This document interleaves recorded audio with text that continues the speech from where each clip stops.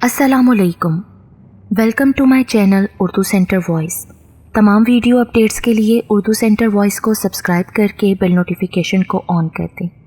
तो आइए सुनते हैं आज की वीडियो में एक नाकाबिले यकीन और पुरअसरार किस्सा। रात 10 बजे का वक्त होगा कि अचानक बादलों ने गरजना शुरू कर दिया और देखते ही देखते मूसलाधार बारिश शुरू हो गई। अचानक इस बारिश से जमील एकदम घबरा गया और बिस्तर छोड़कर तेज़ी के साथ अम्मी को कब्रिस्तान जाने का कहकर घर से बाहर निकल गया। उसकी अम्मी उसे रोकती ही रह गईं।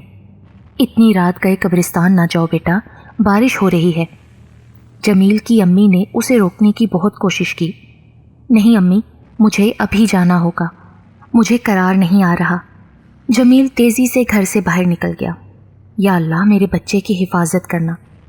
जब उसने अम्मी की बात सुनी अनसुनी की तो उसकी अम्मी ने आसमान की तरफ हाथ उठाकर दुआ की। जमील मोटरसाइकिल स्टार्ट करके जल्दी से मरकज़ी सड़क पर आया और रफ्तार के साथ बाइक दौड़ाने लगा। तेज़ चलती हुई बाइक पर बारिश जब उसके चेहरे पर पड़ती तो उसे ऐसा लगता कि जैसे कोई इसके चेहरे पर नाखूनों से खराशे मार रहा हो। मगर जमील को इस वक्त किसी भी बात की परवाह नहीं थी। वो जल्द से जल्द कब्रिस्तान पहुंचना चाहता था। सड़कों पर घुटनों घुटनों पानी जमा हो चुका था, मगर इसके बावजूद उसकी बाइक बड़ी बर्क रफ्तारी के साथ अपनी मंजिल की जानिब दौड़ रही थी। यूं लग रहा था कि जैसे ये बाइक नहीं, वो किसी कश्ती पर सवार हो और वो कश्ती पानी पर बग़ैर किसी रुकावट के तेज़ी से सफ़र कर रही हो। या यूं महसूस हो रहा था कि जैसे कोई गैर मर्रई क़ुव्वत उसे आगे की जानिब धकेलने में मदद दे रही थी। कब्रिस्तान घर से काफ़ी दूर था। वहाँ तक पहुँचने के लिए आधे घंटे की मुसाफत तय करनी थी, मगर बारिश की वजह से पूरे घंटे बाद वो कब्रिस्तान के मरकज़ी दरवाजे के बाहर मौजूद था। जमील ने जल्दी से बाइक एक कोने में खड़ी की और दरवाजे की तरफ लपका, मगर दरवाज़ा बंद था। आम हालात में भी रात इशा के बाद कब्रिस्तान के दरवाजे बंद हो जाते हैं। इस वक्त रात के 11 बजे वो भी बारिश में कब्रिस्तान का दरवाज़ा खुला होना नामुमकिन था। उसने दरवाजे पर पहुंचकर लोहे के आईनी दरवाजे को पहले तो हाथ से ज़ोर ज़ोर से बजाना शुरू किया। जब उसने महसूस किया कि उसकी हथेली से दस्तक की आवाज़ अंदर जाना मुमकिन नहीं, तो उसने एक बड़ा सा भारी पत्थर ज़मीन से उठाकर ज़ोर ज़ोर से दरवाजे पर मारना शुरू कर दिया कि शायद कोई गोरकन उसकी आवाज़ सुन ले और दरवाज़ा खोल दे। मगर बारिश के शोर में दरवाज़ा खटखटाए जाने की आवाज़ दबकर रह गई थी। जब काफ़ी जद्दोजहद के बाद भी दरवाज़ा ना खुला तो उसने हिम्मत करके दरवाजे के ऊपर चढ़ना शुरू किया।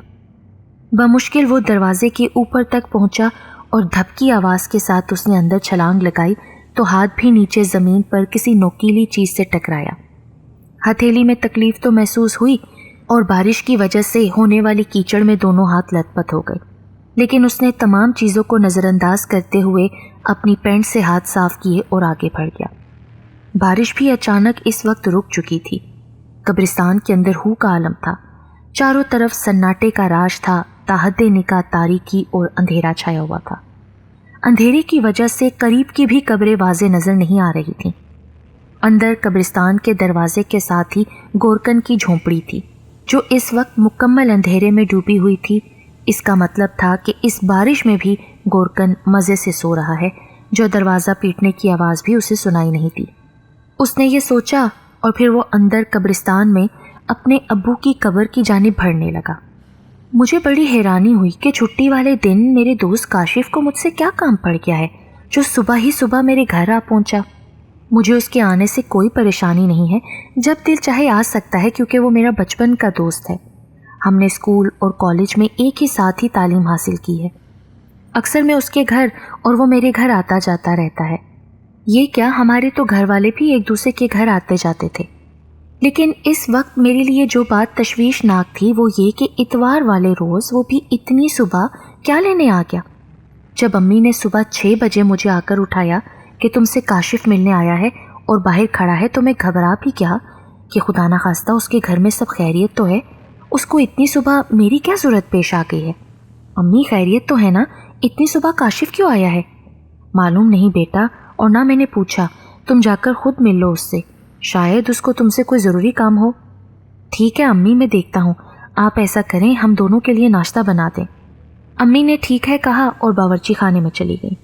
کیا بات ہے کاشف، اتنی صبح تو آیا ہے، سب خیریت تو ہے نا گھر میں؟ ہاں یار جمیل، گھر میں تو سب خیریت ہے، چل اندر چل کر بیٹھتے ہیں، پھر میں تجھے سب بتاتا ہوں۔ کاشف نے جب یہ کہا تو جمیل نے اسے اندر آنے کا راستہ دے دیا اور اس کو ڈرائنگ روم میں بٹھا کر خود فریش ہونے کے لیے غسل خانے میں چلا گیا۔ جمیل کو زیادہ اندر تک قبرستان میں نہیں جانا تھا، کیونکہ قبرستان کے مرکزی دروازے اور گورکن کی جھونپڑی سے تھوڑے ہی فاصلے پر اس کی ابو کی قبر تھی۔ بسا اوقات تو دروازے سے داخل ہوتے ہی اس کو اپنے ابو کی قبر نظر آ جاتی تھی، لیکن بارش کی وجہ سے جمیل چونکہ اپنا موبائل گھر چھوڑ آیا تھا، ورنہ وہ موبائل کے ٹارچ کی روشنی میں آگے بڑھ جاتا۔ زمین پر بارش کے پانی کی وجہ سے کیچڑ ہو چکی تھی، وہ اسی کیچڑ پر چلتے ہوئے آگے بڑھنے لگا۔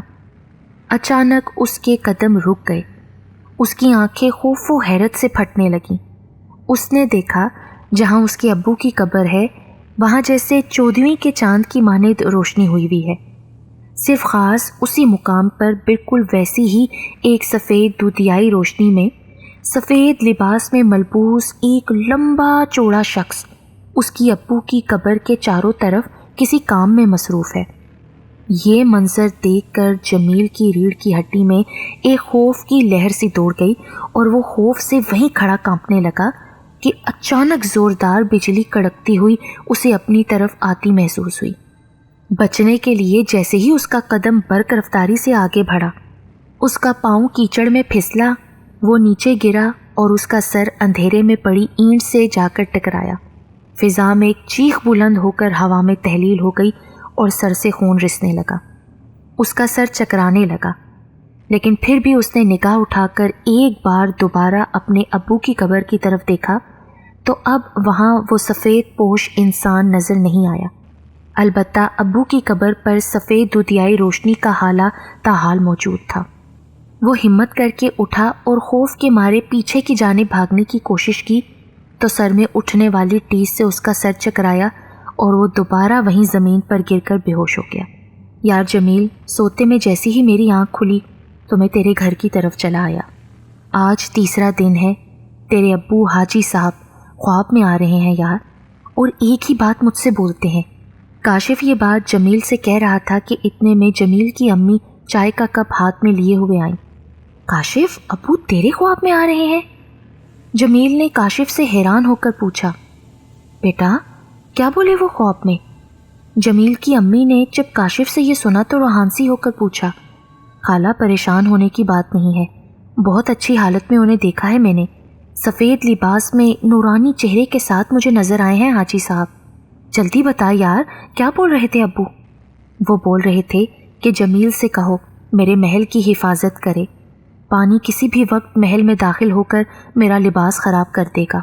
بس تینوں دن خواب میں وہ اتنا ہی کہتے اور میری آنکھ ایک دم کھل جاتی ہے۔ بس یہی بتانے کے لیے آج اتنی صبح یہاں آیا ہوں۔ کاشف نے خواب سنایا تو جمیل کی بھی آنکھیں چھلک پڑیں اور وہ اپنی امی کے گلے لگ کر رونے لگا۔ جمیل کے والد حاجی برکت اللہ متقی پرہیزگار شخص تھے، علاقے کی مسجد کے امام بھی تھے۔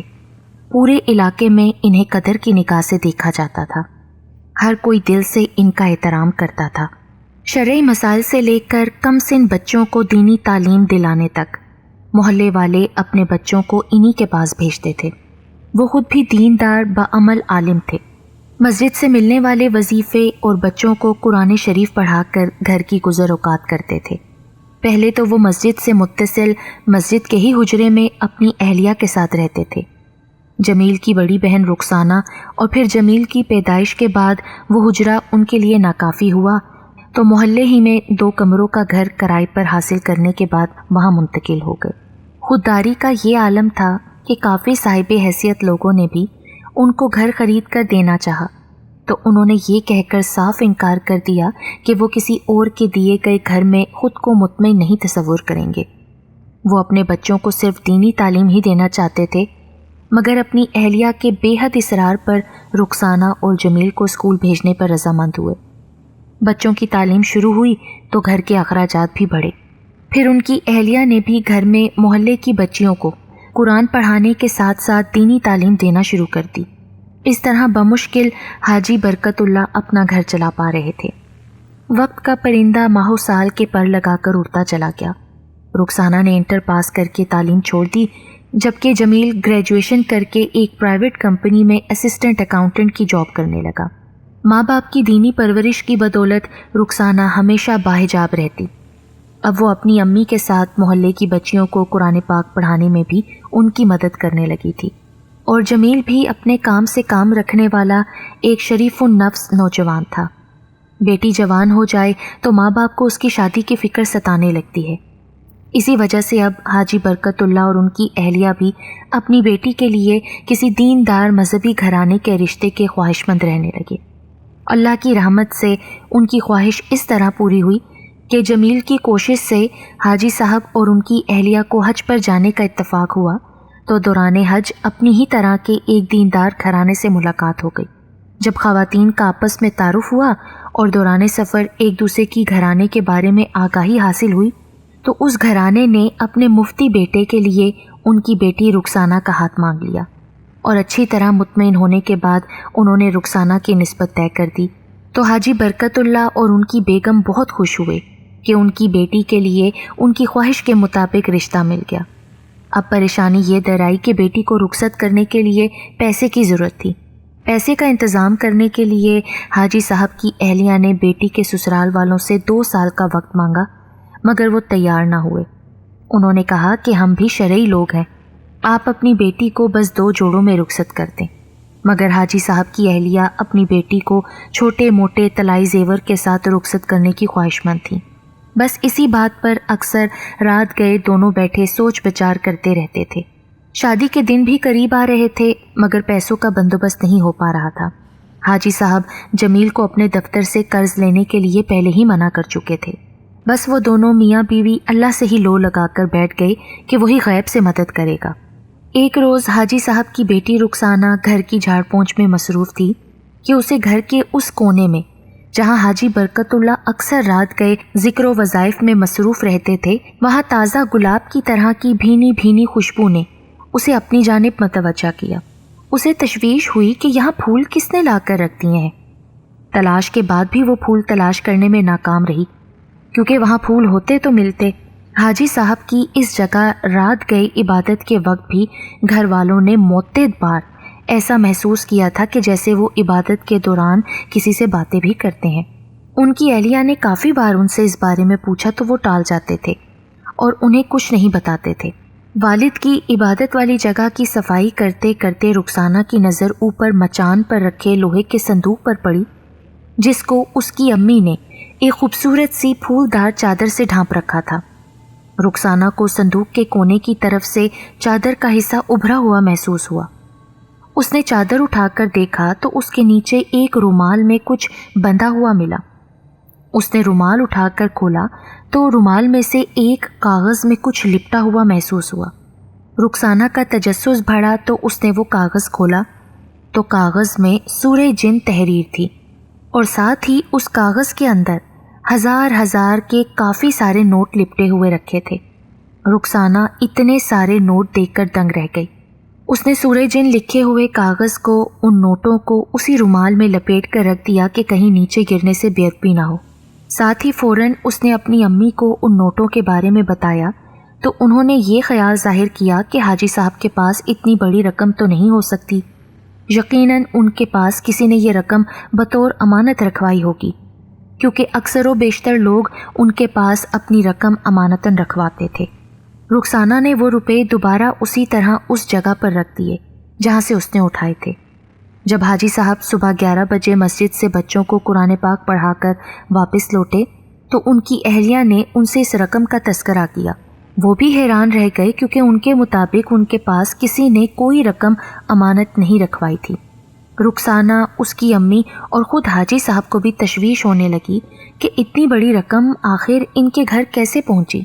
پھر حاجی صاحب نے یہ خیال ظاہر کیا کہ ہو سکتا ہے کہ شاید جمیل نے اپنے دفتر سے ادھار رقم لا کر یہاں رکھ دی ہو، لیکن اگر جمیل نے یہ رقم رکھی ہوتی تو وہ یقیناً اس کا تذکرہ ضرور کرتا، مگر کسی کو بھی اس بات کا تسلی بخش جواب فی الوقت نہیں مل پایا، تو وہ سب جمیل کا انتظار کرنے لگے۔ اور جب جمیل شام کو گھر لوٹا اور جب اس سے اس رقم کے بارے میں پوچھا گیا تو اس نے بھی لا علمی کا اظہار کیا۔ اب گھر کے چاروں افراد پریشانی اور فکر میں مبتلا ہو گئے کہ نہ کوئی رقم گھر میں لے کر آیا، نہ ہی انہوں نے یہ رقم کسی سے مانگی، تو پھر گھر کے اس کونے میں جہاں زیادہ تر حاجی صاحب ہی بیٹھ کر عبادت کیا کرتے تھے، وہاں اتنی بڑی رقم اچانک کیسے پہنچی؟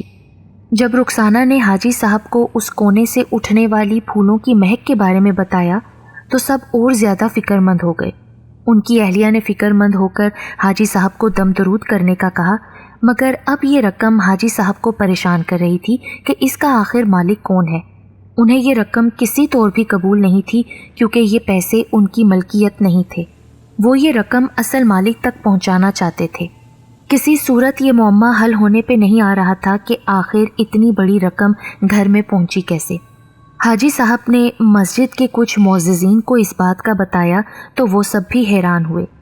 پھر کچھ لوگوں نے انہیں تسلی دی کہ حاجی صاحب آپ بچی کی شادی کے لیے پیسوں کے لیے پریشان تھے، تو اللہ تعالیٰ نے غیب سے مدد کر دی ہے، اسے بیٹی کی شادی میں استعمال کریں۔ یہ سن کر حاجی صاحب خفا ہو گئے، کہنے لگے کہ یہ میری محنت کی تو کمائی ہے نہیں، میں اسے استعمال نہیں کر سکتا، یہ نہ ہو آج یہ پیسے استعمال کر کے کل کو میری قبر خراب ہوتی ہو۔ حاجی صاحب نے کچھ لوگوں سے مشورہ کیا کہ یہ رقم قریبی تھانے میں لے جا کر جمع کراتا ہوں۔ چنانچہ حاجی صاحب سیدھا تھانے پہنچے اور تھانے کے انسپکٹر کو ساری صورتحال بتا کر وہ رقم انسپکٹر کے حوالے کر دی۔ انسپکٹر بھی حاجی برکت اللہ کو اچھی طرح سے جانتا تھا اور وہ بھی ان کی دینداری اور ایمانداری سے واقف تھا۔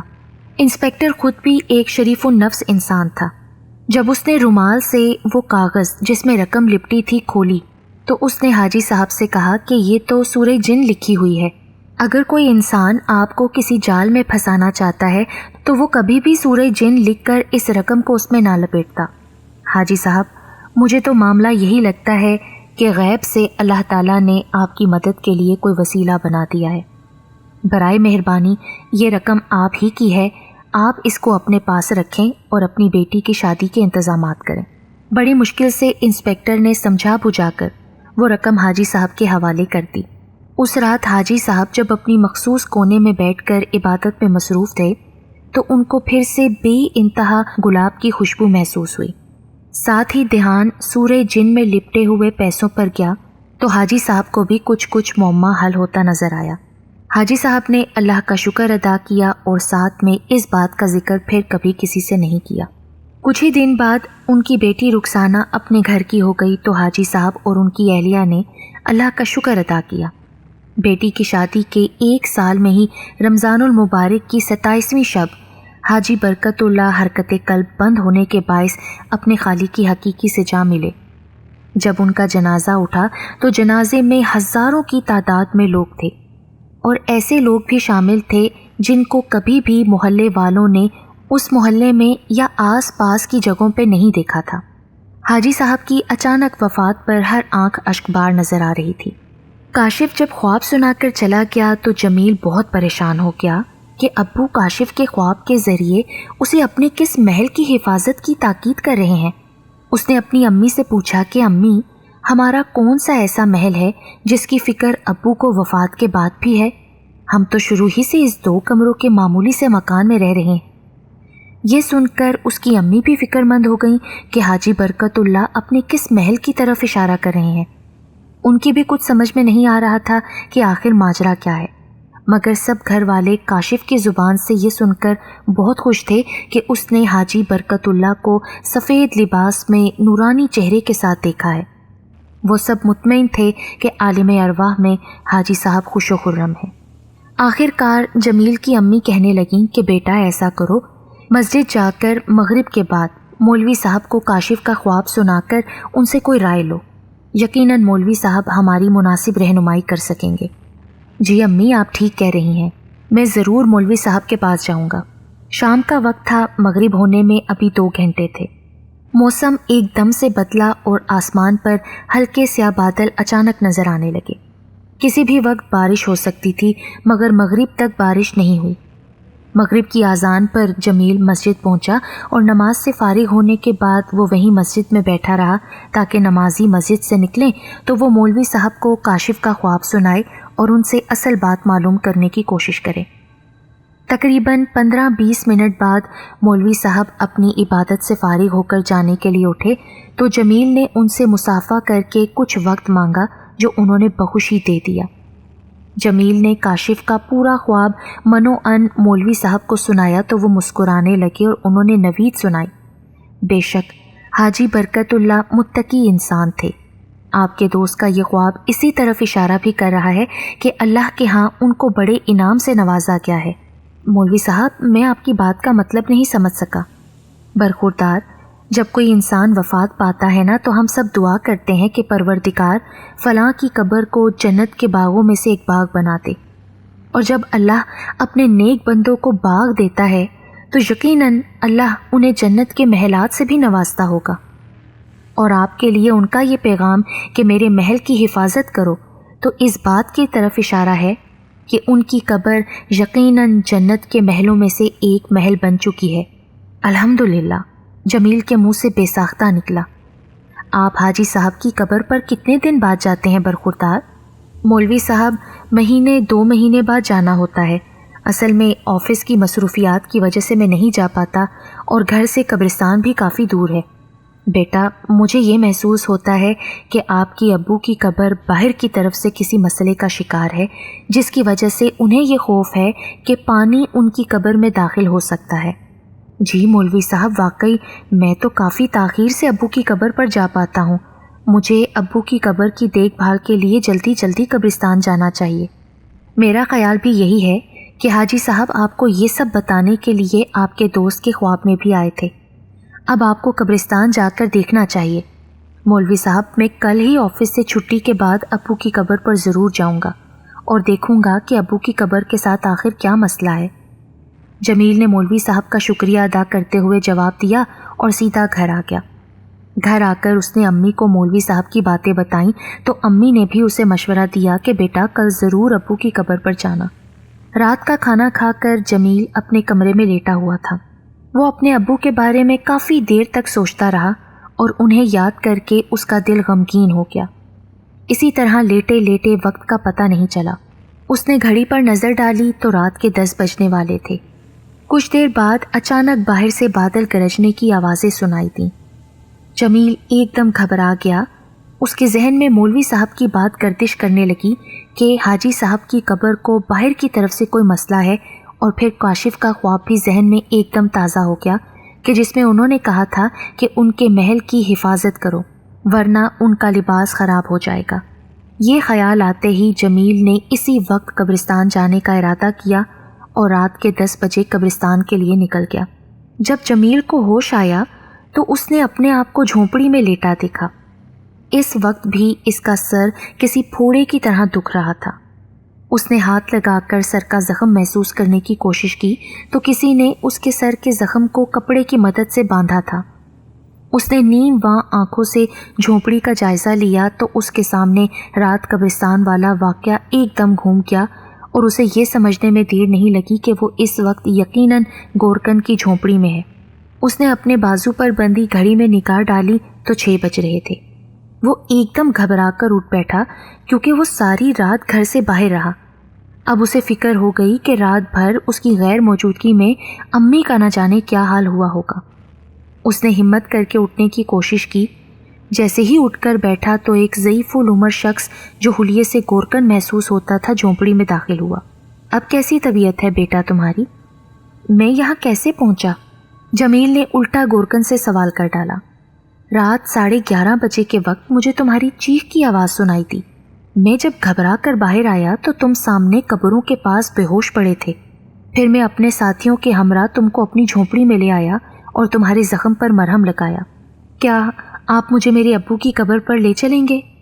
چلو بیٹا، میں تمہیں تمہارے ابو کی قبر پر لیے چلتا ہوں۔ بوڑھے گورکن نے اس کو اٹھنے کے لیے سہارا دیا۔ جب جمیل نے گورکن کی جھونپڑی سے باہر نکل کر آسمان کی طرف دیکھا تو آسمان اب بالکل صاف تھا۔ رات تو بارش ہوتی رہی تھی لیکن اب ٹھنڈی ٹھنڈی ہوا چل رہی تھی اور زمین پر رات ہونے والی بارش کی وجہ سے جگہ جگہ کیچڑ نظر آ رہی تھی۔ وہ بوڑھے گورکن کے ساتھ دھیرے دھیرے قدم بڑھاتا ہوا ابو کی قبر کی جانب بڑھ گیا۔ سامنے ہی اس کے ابو کی قبر تھی۔ قبر پر پہنچ کر جمیل دنگ رہ گیا کیونکہ اس کے ابو کی قبر پر اگربتیاں جل رہی تھیں۔ قبر پر تازہ تازہ گلاب جن کی بے انتہا خوشبو دور دور تک پھیلی تھی بکھرے ہوئے تھے۔ پھولوں سے ایسا لگ رہا تھا کہ جیسے ابھی ابھی کسی نے یہاں لا کر قبر پر ڈالے ہوں، اور اس نے ایسا بھی محسوس کیا کہ جیسے اس کے ابو کی قبر کے چاروں طرف کسی مستری نے ابھی تازہ تازہ کوئی کام کیا ہے، کیونکہ قبر کے چاروں طرف تازہ مٹی اچھی طرح ڈالی گئی تھی اور قبر بھی بالکل صاف ستھری تھی۔ بابا، کیا یہاں ابھی کوئی آیا تھا؟ یہ قبر کے اطراف کیا مٹی آپ نے ڈال کے قبر کو ٹھیک کیا ہے؟ نہیں بیٹا، مجھے اس بارے میں کچھ علم نہیں ہے، نہ ہی میرے سامنے کوئی یہاں آیا ہے اور نہ ہی میں نے کسی کو آتے دیکھا ہے۔ پھر یہ تازہ پھول؟ اچھا بیٹا، یہ بات بتاؤ کہ یہ مرحوم تو آپ کے والد صاحب ہیں، یہ کرتے کیا تھے؟ میرے ابو مسجد کے امام تھے، ساری زندگی مسجد میں نماز پڑھائی، بچوں کو دینی تعلیم دیتے تھے، لوگ ان سے شرعی مسئلوں کے لیے بھی آتے تھے۔ بیٹا، مجھے اس قبرستان میں 60 سال سے زیادہ ہو گئے ہیں، طرح طرح کے واقعات میں اپنی آنکھوں سے اس قبرستان میں دیکھتا اور محسوس کرتا رہا ہوں۔ بس میں مختصر اتنا بتا دیتا ہوں کہ میں نے اکثر رات گئے تمہارے والد کی قبر پر غیر معمولی حرکات ہوتی محسوس کی ہیں۔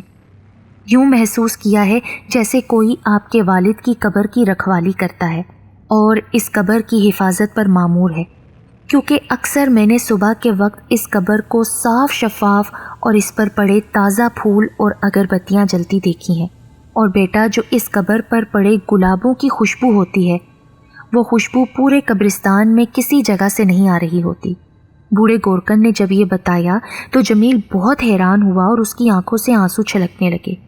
ہاں البتہ بیٹا، سرہانے کی طرف کچھ دن سے ایک بہت ہی چھوٹا سا سوراخ میں نے ضرور دیکھا تھا، جو اس وقت اب اس تازہ مٹی سے بند کر دیا گیا ہے۔ میں نے سوچا بھی تھا کہ کسی دن فرصت کے وقت میں اس کو مٹی سے بند کر دوں گا، لیکن میں شاید بھول گیا۔ بوڑھے گورکن کا جواب سن کر ایک بار پھر جمیل کے ذہن میں کاشف کا خواب گردش کرنے لگا۔ ذہن اس وقت بہت تذبذب کا شکار تھا کہ ابو کی قبر پر رات کو نظر آنے والا بندہ کون تھا، اور ابو کی قبر کی چاروں طرف مٹی ڈالنا، قبر پر جلتی اگربتیاں، گلاب کے تازہ پھول کس نے اتنی صبح آ کر ڈالے۔ یہ سوچ کر اسے جھرجھری آ گئی۔ پھر اس نے یہ سوچے بغیر بھی کہ اس کے رات کو گھر نہ پہنچنے کی وجہ سے امی کتنی پریشان ہوں گی، اس نے ایک بار پھر پہلے علاقے کی مسجد کے مولوی صاحب کی طرف جانے کا فیصلہ کیا اور قبرستان سے سیدھا مسجد کی طرف روانہ ہو گیا۔ کچھ دیر بعد وہ مولوی صاحب کے پاس موجود تھا، اور پھر اس نے رات والا واقعہ، قبر پر موجود سفید نورانی ہالہ اور اس حالے میں ایک لمبا تڑنگا سفید کپڑوں میں ملبوس شخص، اور پھر صبح کے وقت پوری قبر پر بکھرے ہوئے پھول اور قبر کی صفائی کے بارے میں مولوی صاحب کو اس نے تفصیل سے بتا دیا۔ مولوی صاحب یہ سننے کے بعد مسکرا کر کہنے لگے، پریشان ہونے کی بات نہیں۔ اچھا آپ مجھے ایک بات بتائیں، حاجی صاحب کو تو ہم اچھی طرح سے جانتے ہیں کہ وہ امام مسجد تھے، متقی پرہیزگار تھے، بچوں کو دینی تعلیم دیتے تھے، لیکن گھر میں کس طریقے سے وہ عبادت کرتے تھے؟ میرا مطلب ہے ان کی عبادت کا کیا معمول تھا، اور کوئی ایسی چیز جو وہ کثرت سے پڑھتے پڑھاتے ہوں؟ نماز تو ابو 5 وقت ہماری پیدائش سے پہلے ہی سے مسجد میں پڑھاتے تھے۔ گھر میں تہجد پڑھنا، اکثر وظائف وغیرہ کرنا، ذکر اذکار کرنا۔ ہاں البتہ ابو کا گھر میں ایک خاص کونا تھا جس میں بیٹھ کر ابو ذکر اذکار اور عبادت کے ساتھ وہاں پر سورہ جن کثرت سے تلاوت کیا کرتے تھے۔ بس تو پھر میں یہ یقین سے کہہ سکتا ہوں کہ آپ کی ابو یعنی حاجی صاحب کی قبر کی رکھوالی کوئی اور نہیں، وہی جن کرتے ہیں۔ حاجی صاحب کی قبر میں سوراخ ہو جانے پر آپ کے دوست کے خواب میں آ کر آپ کو اسے ٹھیک کرنے کا پیغام بھی پہنچایا، اور آپ بارش کے باوجود رات ہی قبرستان بھاگے، لیکن اس سے پہلے ہی ان سے محبت کرنے والا کوئی جن وہاں موجود تھا جس نے یہ کام بخوبی سر انجام دیا۔